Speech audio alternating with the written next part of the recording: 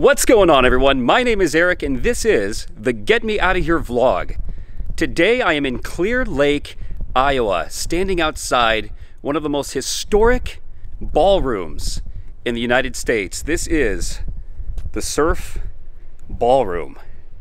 Now, what is so significant about this location? There have been a lot of artists and musicians who have played here throughout the years, throughout the decades. This building itself was opened up in 1948. But what makes this so significant is this is where the last concert ever played by Buddy Holly, Ritchie Valens, and the Big Bopper. They played here on Groundhog Day, February 2nd of 1959. And tragically, just hours later, chartering a late night flight on February 3rd, the plane crashed in a field just north of here, and all three of them lost their lives. So follow me on a tour. I'm hoping to get on stage, show you some of the back rooms where these musicians would have played and hung out on their last hours on earth, pay tribute to these amazing artists that inspired countless musicians throughout the last 70 years, including the Beatles and the Rolling Stones, and kind of show you what the ballroom looks like now. There are still a lot of artists that play here to this day. In fact, Don McLean is playing here this year in a couple weeks on Groundhog Day, the anniversary of The Last Dance, how I like to call it, The Last Dance of Buddy Holly. Don McLean, who wrote American Pie and kind of coined and made popular the phrase, "the day the music died," he's actually going to be playing here in a couple weeks, which is really exciting because it's the anniversary, and it's just kind of cool how that comes full circle. But follow me, let's go check out the Surf Ballroom and pay tribute to these amazing artists that played their hearts out that night, February 2nd, 1959. Here out front, there is a memorial for Ritchie Valens, Buddy Holly, and JP Richardson, also known as the Big Bopper, in memory of rock and roll legends, and also in memory of the pilot who lost his life that night too, Roger Peterson. It states the above legends played their last concert at the Surf Ballroom, Clear Lake, Iowa, on February 2nd, 1959. Their earthly life tragically ended in a plane crash 5.2 miles northwest of the Mason City Airport late that night, February 3rd, 1959. Very cool to see a tribute and the original lettering right there that states the Surf Ballroom, legendary ballroom that is still played today by a lot of famous musicians. All right, let's head inside. Gotta love the original venue here at the front. You can only imagine back in the day, people bought their tickets to see Buddy Holly, Ritchie Valens, the Big Bopper, Tommy Alsop, who was a guitar player for Buddy at the time, and also Waylon Jennings, the country music star, was a guitar player for Buddy Holly that night as well. What an amazing lobby. The stonework. Gotta love the palm trees. Kind of a nice getaway touch from the frigid winters of Iowa. Yeah, and look at this. Buddy Holly lives. His music definitely has lived on. Rock and roll never dies, so they say. All right, well, let's head inside the Surf Ballroom. Wow. I gotta say right away, it feels like I've stepped back in time. They've got the coat checks here.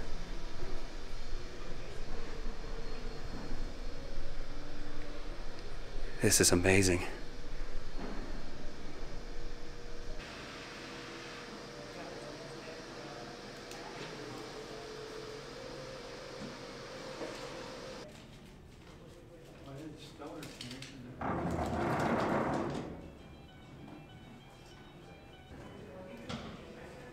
This is absolutely amazing. You can feel the nostalgia in the air. Upon walking in, I saw this placard, Surf Ballroom and Museum. There are few buildings in existence today that represent a complete shift in our musical history as the last concert venue for Buddy Holly, Ritchie Valens, and JP the Big Bopper Richardson. The surf is the bedrock of where the sound and attitude of rock and roll changed forever. There's the Rock and Roll Hall of Fame symbol. It's located in Cleveland, Ohio. And wow, pictures of that night. There's Ritchie Valens.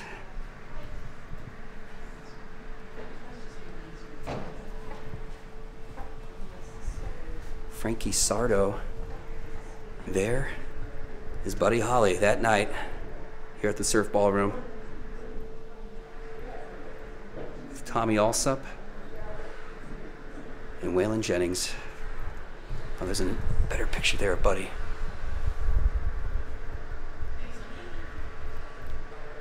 And there's a poster. I was going to say that was a promotional poster, but I don't think it was, because it says the day the music died on the poster of the winter dance party. I don't think they would have been able to forecast that was going to happen that day, but nonetheless, they're at the front of the entryway.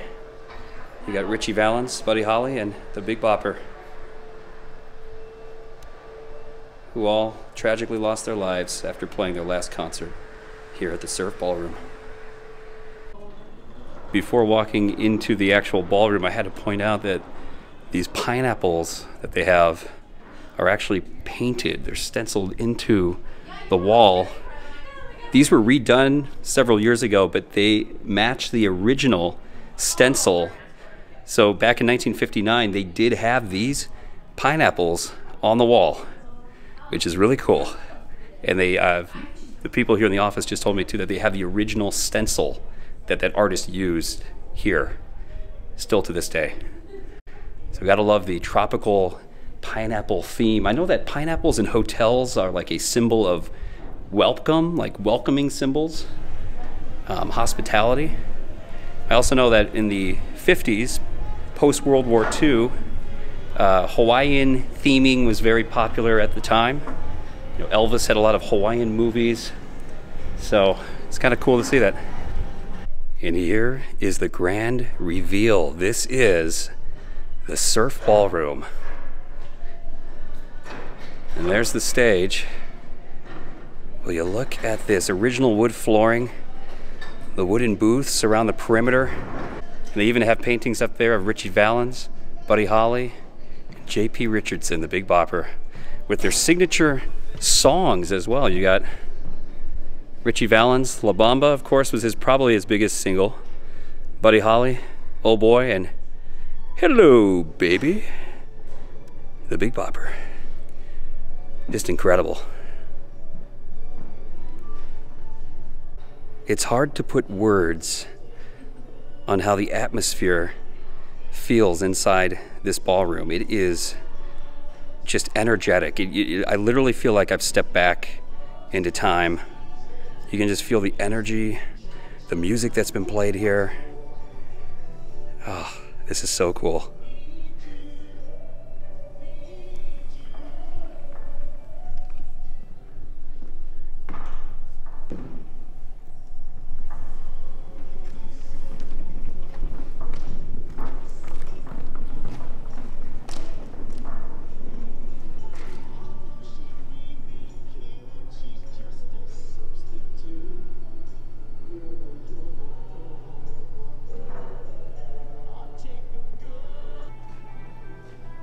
Just incredible to see these old wooden booths. Definitely taking a trip back in time. And I love how they even have fish painted into the sides of them.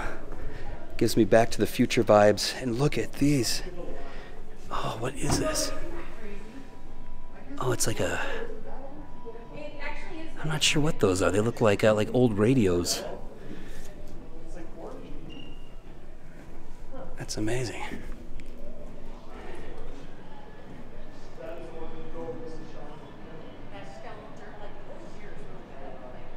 Just incredible.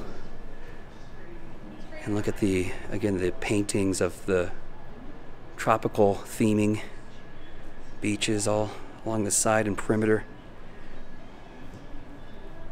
Just trying to imagine how amazing it would be to be sitting in a booth, enjoying a drink and watching Buddy Holly perform right there.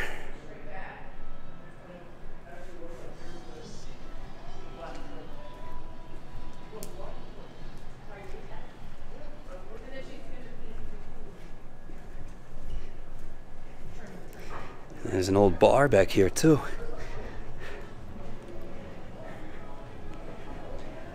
I feel like ordering a milkshake. This is just absolutely amazing.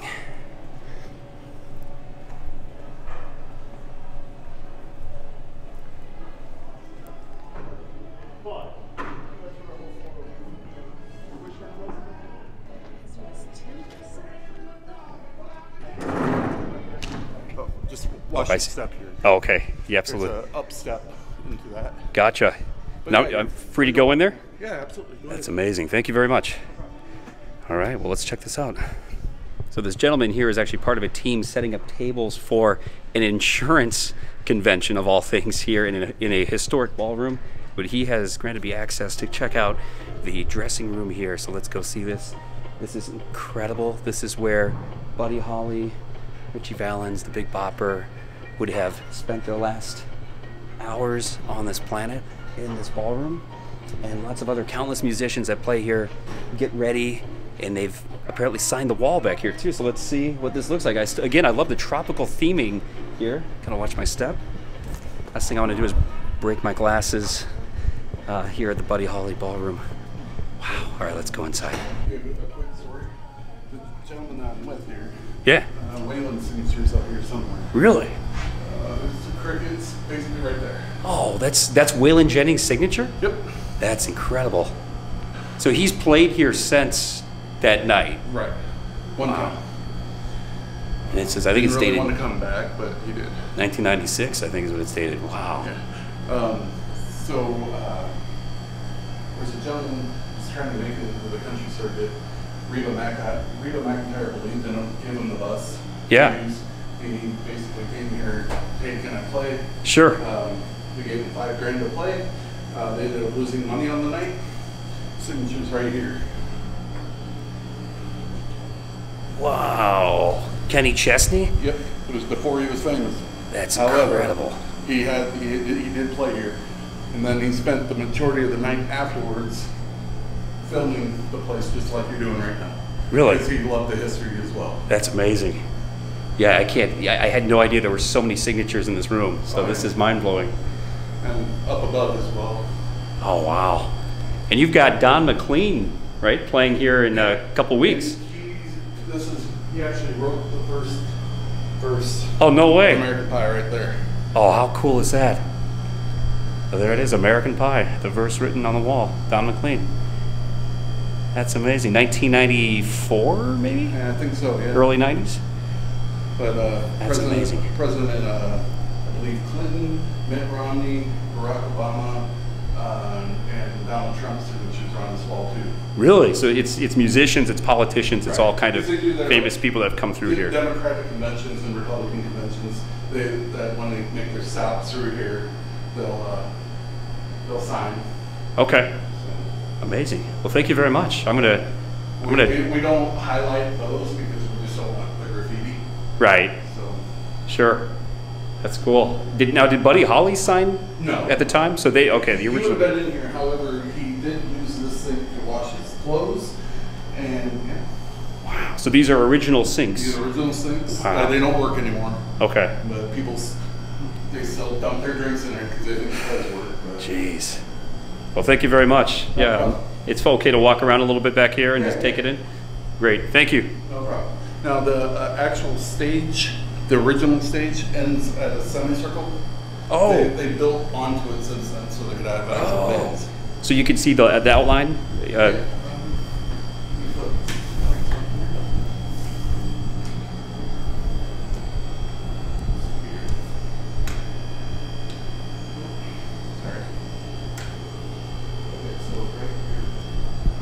Oh wow. Everything else has been added on. That's incredible. This is the original stage we're walking on. Yeah. I'm walking on the original stage that Buddy Holly would have played on his last concert, his last dance. I gotta get back out here. Okay, hey, thank you very much. No problem. So this is the original stage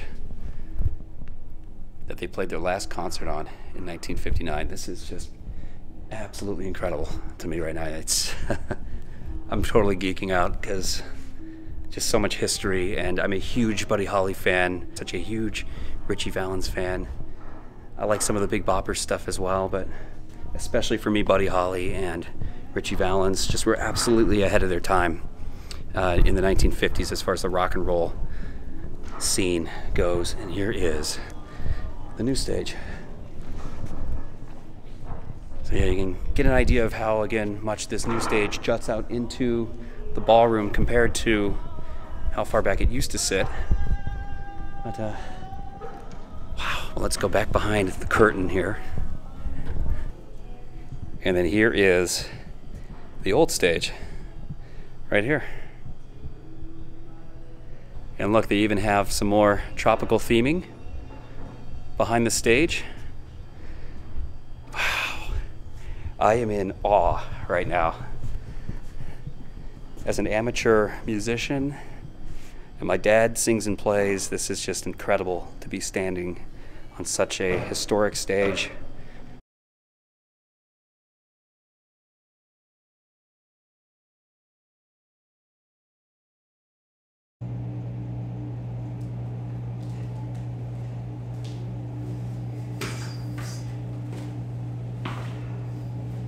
This is just incredible to be standing in the dressing room. There's so much history that took place in here. In fact, this chair right here, well, not the exact chair, but where it's positioned back in 1959 on the last concert that Buddy Holly ever played. Apparently the story goes that Buddy Holly was sitting here, leaned up against the stair railing, and Waylon Jennings was here as well. Waylon Jennings, the famous outlaw country singer, musician, was a guitar player. I believe he played bass. I could be wrong, I'll have to double check that, but he was a guitar player for Buddy Holly the night that they played here, their last concert. Now, Buddy Holly had chartered a plane that night because many of the singers were getting sick with the flu. They were renting an old bus, a tour bus, and the frigid winters of Iowa and the upper Midwest were brutal that year. The heater was not working on the bus, so Buddy Holly came up with an idea to charter a plane here at the Mason City Airport to fly them to Moorhead, Minnesota, the Fargo area, where they would be playing their next concert. Well, how the story goes is Waylon Jennings and Tommy Allsup were supposed to be on that plane with Buddy Holly, but because Ritchie Valens was under the weather, the Big Bopper was also apparently under the weather, they traded their seats. And instead of them being on that plane, it ended up being Buddy Holly with the Big Bopper and also with Ritchie Valens. And unfortunately, we all know what happened to that plane. The story here, though, apparently Waylon Jennings was standing here joking with Buddy Holly and had broken the news to him that he was no longer going to be flying with him, with Buddy Holly, up to Moorhead, Minnesota. And Buddy Holly joked, he said, "Well, I hope your bus breaks down." And Waylon Jennings turned to him and said, "Well, I hope your plane crashes." Those words went on to haunt him for the rest of his life because we all know what happened. The plane took off from the Mason City Airport and crashed just 5 miles north of here into an Iowa cornfield on that frigid winter night. But it's pretty wild to be standing here in the exact same spot that conversation was had, and that Buddy Holly, one of his last moments on life, was right here, leaned up against the stairwell.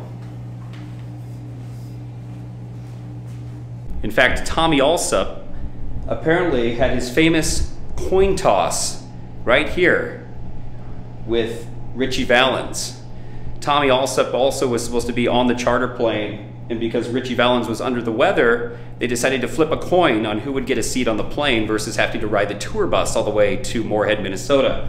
It's said that coin toss took place right here in this doorway that I'm walking through.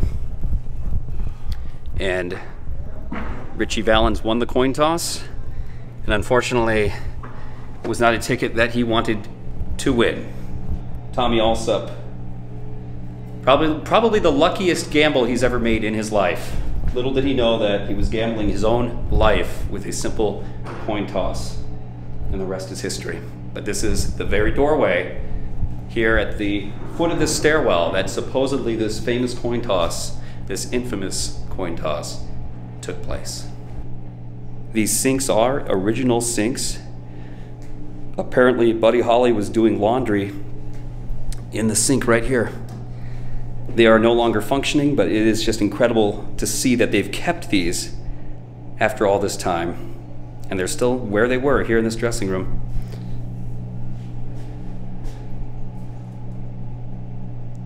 Just so much history took place here in this room. It's impossible to cover all of the names written along these walls, so I'll just point out a few things that pop out at me. I do love this. Buddy, we love you. So not only are there names, but there's tributes to Buddy Holly. There's a picture of Ritchie Valens there on the wall, and also to the Big Bopper.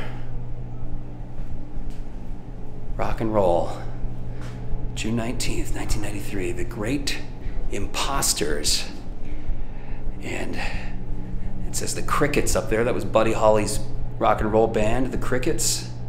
In fact, the Beatles took their namesake and were inspired from the Crickets. Buddy Holly and the Crickets inspired the Beatles' name. And of Paul McCartney, John Lennon, all the Beatles were huge Buddy Holly fans. In fact, if you listen to Buddy Holly albums, you will be blown away how much the early Beatles albums are inspired and sound just like Buddy Holly. So they were huge Buddy Holly fans.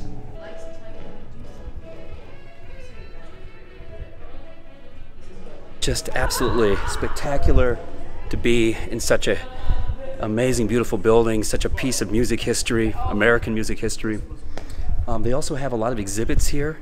So let's leave the actual ballroom for right now and let's see all the memorabilia, guitars, and some of the historic artifacts that they have here as well. Gotta love this old stone drinking fountain too. If you've watched my Marshall Fields video in Chicago, you'll know that I enjoy old drinking fountains. I don't know what it is. I just think they're so cool. They're unique. You don't really see them. You don't see drinking fountains like that anymore. Or if you're from Wisconsin, you're weird and you call these things bubblers. What's up with that? Well, you look at this. These are all signed autographs, pictures of musicians who have played here at the Surf Ballroom. B.B. King. Wow, blues legend. Here's one of his guitars. It's a Gibson Lucille. That was his famous guitar, Lucille. But just look at all of this. ZZ Top. One of their members just passed away this last year, but the legendary hard rock band ZZ Top has played here as well. Slash.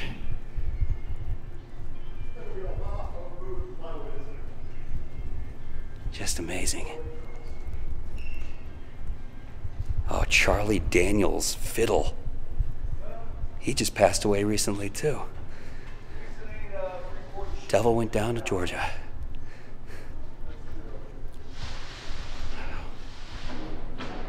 Gene Simmons. Peter Frampton.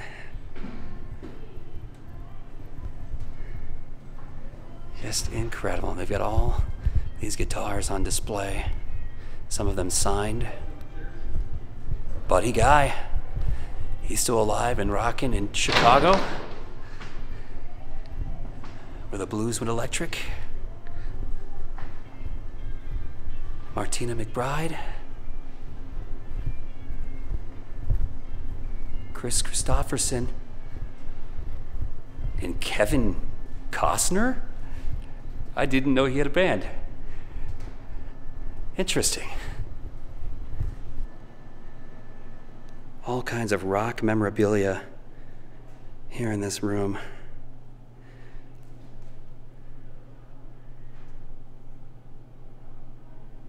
Here's an original ticket box used back in the early days of the Surf Ballroom.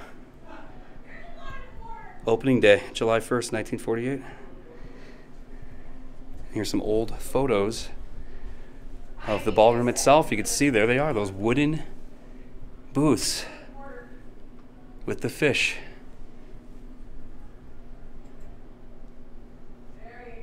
And there's the original stage.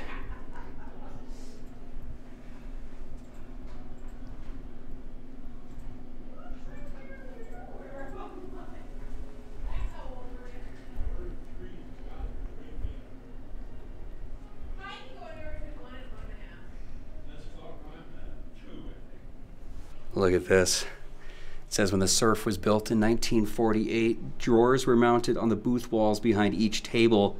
These drawers were intended for the storage of ladies' purses, but were commonly used to hide bootleg liquor. Teenagers would be sneaking liquor in to their drinks here at the Surf Ballroom. That is awesome. Imported Canadian club. Got a party. Rock and roll. Here's some more information on the winter dance party. They still do it every year on Groundhog Day, February 2nd. Don McLean, like I said earlier, is going to be performing here this year in 2022. Here's info on JP Richardson, the Big Bopper. One of his telephones. And a microphone that he performed with. Here's Buddy Holly. Wow, one of Buddy Holly's guitars. One of the original rock and rollers. That's an awesome picture. And I've actually been to the Buddy Holly Museum in Lubbock, Texas, and have seen his grave as well. I will be taking you to the tragic scene of the crash site here after we leave the Surf Ballroom, but Buddy Holly is buried in Lubbock, and I have been to his grave. And here is Ritchie Valens. Gosh, he was only a teenager when he died.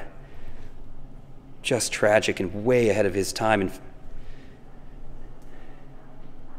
his sister is still alive. She actually lives in my hometown, Spirit Lake, Iowa, and is currently serving on the art board as well as the Iowa Rock and Roll Hall of Fame.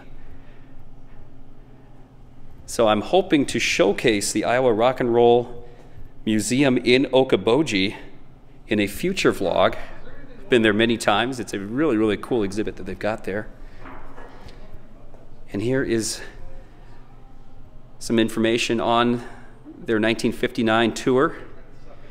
They had an incredibly overwhelming tour. Look how busy Buddy Holly, Ritchie Valens, the Big Bopper were touring all over the upper Midwest in the dead of winter. Definitely not the safest time to travel. But you can see they were hitting up all kinds of cities and towns throughout the states of Iowa, Wisconsin, and Minnesota. The night before they played at Clear Lake, they played here in Green Bay, Wisconsin, traveled by bus to Clear Lake, Iowa, and then were scheduled to perform in Moorhead, Minnesota on February 3rd. Unfortunately, that did not happen with these three musicians. And here are some photos from them of that night here at the Surf Ballroom. There's Buddy Holly, Tommy Alsop in the background.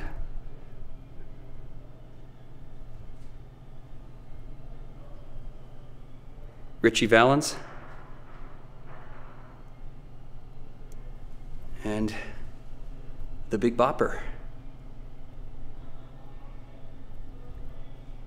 And actually, some of these pictures may not be from the Surf Ballroom, but they are from the tour in 1959.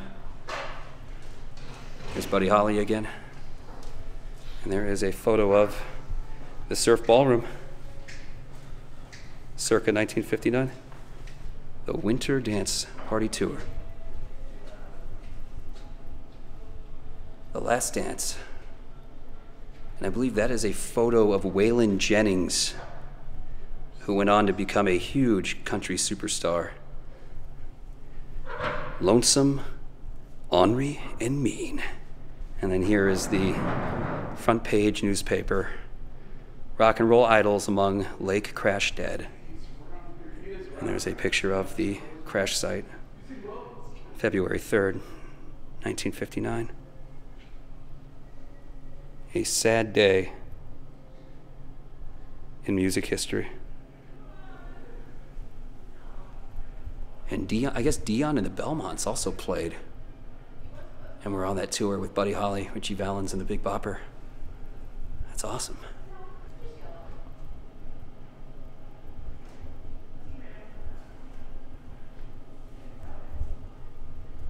Oh, wow.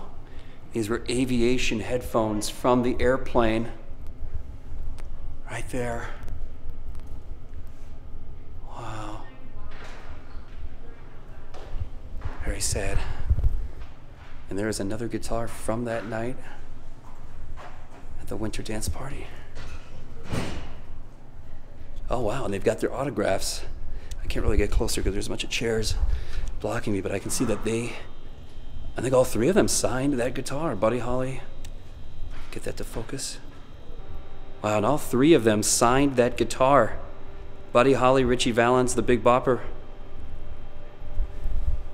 Kind of hard to focus behind the glass, but that is incredible. They're on display.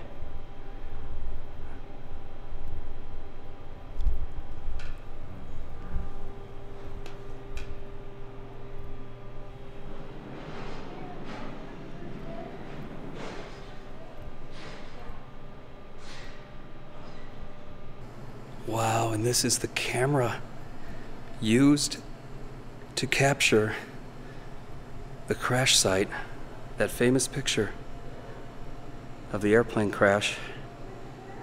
Elwin Musser was the photographer. He was the only photographer who covered the tragic scene. He never expected a Pulitzer Prize nomination for his work. And there's his camera. Wow. Unbelievable. They also have a gift shop here too, so you can buy t-shirts, Surf Ballroom shirts, drumsticks, and Buddy Holly glasses. Oh, they got magnets too. I'm gonna have to get one of those. I collect magnets of places I've gone. Ooh, and guitar picks. That is a must as well. Whoa, I walked right by this earlier. There is the original telephone. It's a telephone booth that Buddy Holly and Ritchie Valens used the night of February 2nd, 1959. There's a sign here. It says this payphone was used by Buddy Holly to call his wife Maria Elena in New York, and by Ritchie Valens to call his manager Bob Keane in Los Angeles, the evening of February 2nd, 1959. The last time Buddy would have ever spoken to his wife, Maria, was through that very telephone right there. Oh, I didn't even notice. Yes, kids, that is a rotary phone. A pay phone, that's what we had to use before cell phones became readily available. And what's kind of cool, it says right there, deposit 1 dime as soon as party answers. 2 nickels will also work. Makes you wonder, did Buddy Holly use a dime or 2 nickels to make his last phone call? I realized the coins were kind of a symbol that night. You had the coin flip. Ritchie Valens, and between Ritchie Valens and Tommy Allsup, and coins that Buddy Holly dropped in his phone to talk to his wife for the last time. Just kind of a weird observation I just noticed. Well, that was the historic Surf Ballroom. Now I have another destination I will be taking you to, and that is, if I can even, I'm locked inside. Apparently I'm locked inside. I can't leave the Surf Ballroom, I'm trapped here. It's like Groundhog Day, the movie Groundhog Day, right? With Bill Murray, where he had to repeat the same day over and over again. Well, this concert took place on Groundhog Day, and now I'm locked inside the Surf Ballroom. So it looks like I will be repeating Groundhog Day here at the Surf Ballroom forever and ever, unless I can find a way out. All right, let me get back to you guys. All right, let's try this again. This has been the Surf Ballroom, and I've got another location that we will be headed to. There we go, the door worked. I'm outside, I'm free.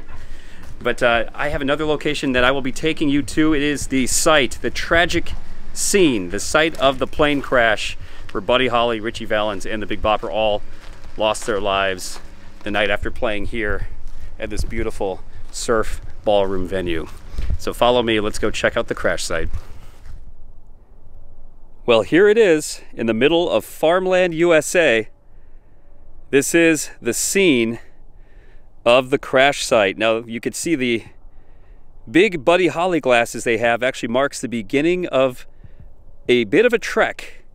The actual crash site is down along this fence line. I'm not sure how far it is. I think it's like a quarter of a mile. So I am going to be racing the sunset and trekking out into the snow to pay my respects. All right, let's go. We got a foot of snow like a couple days ago here in Iowa. So yeah, good thing I brought my boots. Got to get a pose with the Buddy Holly glasses. I wanted to say too, before I make this trek, that northern Iowa here got like a foot of snow a few days ago. So yeah, late January, probably not the best time to make the trek, but this is about the same time of year, unfortunately, as when the plane crashed on February 2nd. So you can imagine that the winter conditions would be a lot like what you're seeing here now. A lot of snow on the ground, cold, frigid temperatures, and here is that fence line from the famous crash site that you can see the plane crashed alongside. So without further ado, let's head off into the Iowa winter wilderness, the farm field, and pay our respects to Buddy Holly, Ritchie Valens, and JP Richardson, the Big Bopper, as well as Roger Peterson, the pilot. So Roger Peterson, who was the pilot, was a young guy. He was in his early 20s. Nobody will ever know exactly what happened. Whoa, I almost went down. Holy crap, okay, yeah, cornfield. It's not as flat as I thought it would be. Speaking of crashes, so Roger Peterson was in his early 20s. He was a somewhat skilled pilot, and nobody will ever know exactly what caused the plane to go down that night. You know, I'm just gonna have to stand and talk for a second, otherwise I'm gonna fall flat on my face in the snow. Roger Peterson was a somewhat young pilot in his early 20s. Nobody will ever know exactly what happened that night that caused the plane to go down. It wasn't the best flying conditions. There was a light snowstorm in the air. Clearance wasn't the best, but about 5 miles north of Clear Lake, the plane crashed in this farm field, taking the lives of 4 people: Buddy Holly, Ritchie Valens, the Big Bopper, and the pilot. So it's still a mystery exactly to what caused the plane to go down, but the plane crashed shortly after takeoff from the Mason City Airport. Now, Mason City and Clear Lake, Iowa are both right next to each other. They're located side by side. You could almost call it one big kind of metro area, even though they're small towns. They're kind of like mini twin cities here in Iowa. Clear Lake is a popular lake destination spot in the summertime. Believe it or not, a lot of boaters come here on vacation in the summer. So Mason City Airport is not far from Clear Lake, where the Surf Ballroom is located. So shortly after takeoff, 5 miles northeast of Clear Lake and Mason City areas is where this plane tragically crashed. I'm not sure how far this memorial is. It's a good thing I brought boots. These are supposed to be waterproof, but I can feel that my socks are getting wet. So yeah, still not going to turn back. I have to see this, and I hope I can find it, because you can see the snow has drifted up along the fence line. So the memorial could be buried in the snow. I guess we'll find out. I have visited this memorial before, but it was in July. It wasn't in the dead of winter. So it was a lot easier to find the memorial. I'm using these footprints in the snow to help guide me to the memorial. I don't know who else would be walking in the middle of an Iowa cornfield in January. Okay, the footprints lead here. Is this it? Oh, it looks like somebody urinated right here. Yeah, somebody definitely peed right there in the snow. I don't think that's the memorial. All right, I'm gonna keep going. I still see footprints. False alarm. And I think I see it. Yep, that is a wreath. Good. It's not buried. Yeah, more pee. People just love to pee all over this farmland, this cornfield. There it is. That is the scene of the infamous crash site that killed Buddy Holly, Ritchie Valens, JP Richardson, the Big Bopper, and Roger Peterson, the pilot. This is where the plane went down, right here where this memorial is. You can see that they've got, oh, that's cool, they've got their records on there. Coral, Peggy Sue. So Chantilly Lace was one of the Big Bopper's hits. Peggy Sue was Buddy Holly's, one of his big singles. And Donna, oh, what a beautiful song. Donna was sung by Ritchie Valens. Oh my gosh, that is so cool. And they put a wreath up, a Christmas wreath. It's so cold out, my battery just drained, but anyway, this is an absolute beautiful tribute. It's a Christmas wreath set out for those that perished. And you can actually see below the records, it's a guitar buried in the snowdrift that I believe has their names on it. I will show you guys some pictures of my last visit in July several years ago that doesn't have so much snow burying the memorial, but I had to come out here in the wintertime, just a few weeks away from the anniversary of this tragedy, to kind of just get a better feel of what the conditions would have been like the day their plane went down.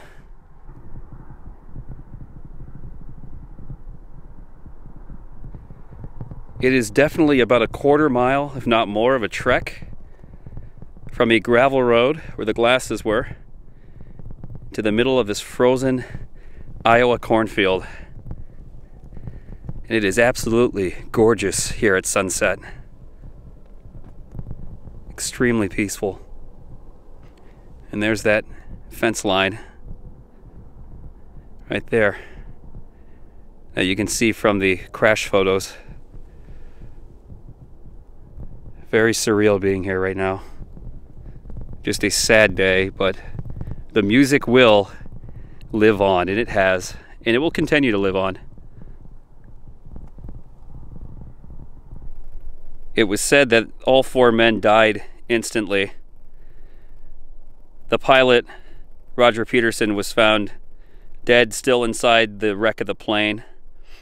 Buddy Holly and Ritchie Valens' bodies were tossed out and both lying side by side right here. And the Big Bopper was actually thrown about 100 yards over the fence line, and his body was found laid beyond the fence over there. Very sad. Well, it's been an incredible journey today. starting with the Surf Ballroom and ending up here in the middle of a frigid cornfield in Iowa. But I want to say rest in peace, Buddy Holly, Big Bopper, Ritchie Valens, and Roger Peterson. Your music will live on. And I've been listening to their music all day long driving out here. I highly recommend, if you have not given these artists a listen to yet, do. Definitely do. Their music is incredible. I absolutely love 1950s rock and roll, early rockabilly music, and it's inspired countless musicians. Their legacy truly lives on. So it's been an honor to come out here, pay respects, and yeah, the music does live on. And I think the message to take out of this is, you know what your gift is inside your heart. If you're watching this video, you know what your true talents are. Use them, share them. That's what's important. Live. Don't be afraid to share those gifts, because there's a lot of people in this world that you can inspire. And you know what? We don't know what tomorrow brings. We don't know when we will die. All of us will leave this earth at some point. So I think it's important to do what you like, whether it's local in your community or on a big scale. I think it's good to start on a small scale and work your way up. Just share what you hold truly inside, I guess is what I'm trying to say, because we don't know when our lives will be cut short. And what I do love about this story is they died doing what they love to do, sharing their music with the world and inspiring artists and inspiring people. So that being said, I am going to trek back to my car before the sun sets. It is gorgeous out right now, even as cold as it is. It is a beautiful winter Iowa sunset. They do say Iowa has some of the best sunsets in the world, and I have to agree with them. Oh man, look at that. Let's see if I can showcase that just right. Otherwise, I'll turn this camera around. The clouds are just an amazing array of purple and pink and red. But anyway, thank you very much, gentlemen, for sharing your gifts. And I feel horrible for the pilot. Hopefully you're flying high somewhere in the heavens. But for that, everyone, thank you for watching. I'm going to walk back to my car now before the sun sets. This is Eric with the Get Me Out of Here vlog. Thanks for watching. It's time for me to get out of here.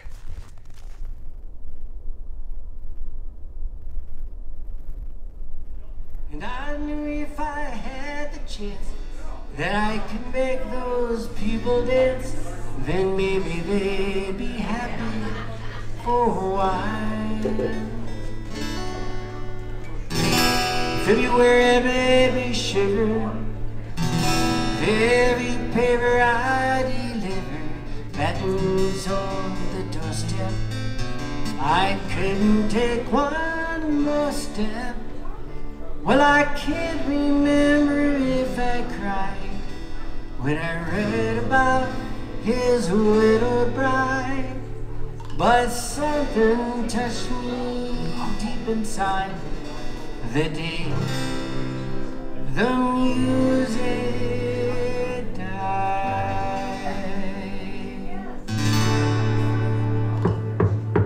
Come in. So bye.